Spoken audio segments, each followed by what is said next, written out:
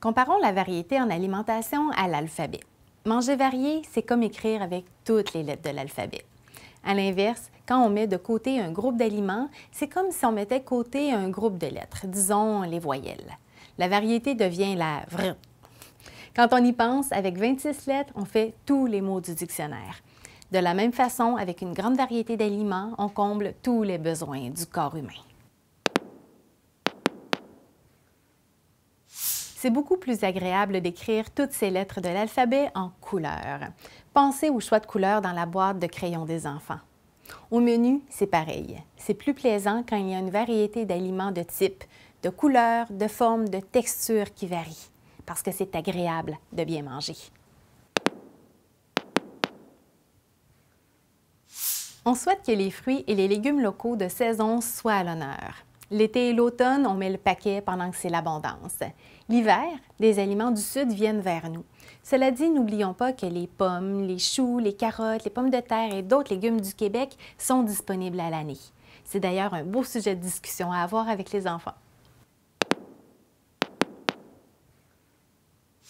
Un enfant a la même collation ou le même lunch 2 jours de suite? Tout va bien, on reste zen.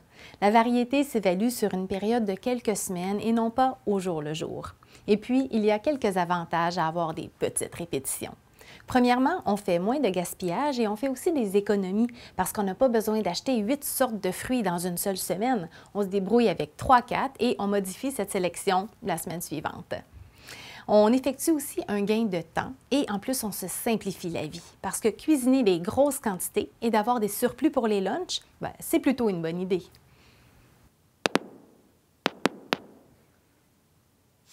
Pâté chinois, spaghettis, chili, soupe repas aux lentilles, ragoût, tofu général Tao, presque tous les repas conviennent au contenant thermos. Plus besoin d'attendre pour utiliser le four à micro-ondes. De plus, il simplifie la préparation des lunchs puisqu'on peut servir des surplus de la veille. La variété vient naturellement quand les soupers se transforment en lunch. C'est important de choisir un bon contenant thermos. Privilégiez celui en acier inoxydable plutôt qu'en plastique.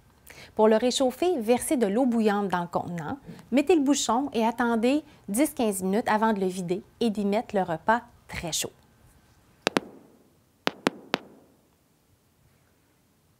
Voici des suggestions pour tous ceux qui sont en recherche d'idées pour les lunchs. Jouez avec les sortes de pain, tranchés, caisseurs, bagels, croissants, pita, etc. Transformez aussi un sandwich en salade de repas. Vous pouvez remplacer les charcuteries par un reste de truite, un reste de rôti de bœuf ou encore du tofu grillé du repas de la veille. Troquez la feuille de laitue dans les sandwichs par des tranches fines de concombre ou de radis, de la salade de choux, des bébés épinards ou des carottes râpées, par exemple. Pour varier des yogourts, cuisinez des puddings au riz, au tapioca ou au lait. Pour varier des barres tendres ou des biscuits du commerce, ayez dans le congélateur une variété de biscuits, de muffins ou de barres tendres maison. Pour varier des fruits frais, optez pour des salades de fruits nature ou aromatisées d'un petit zeste de lime ou de citron, ou encore des compotes et des croustades.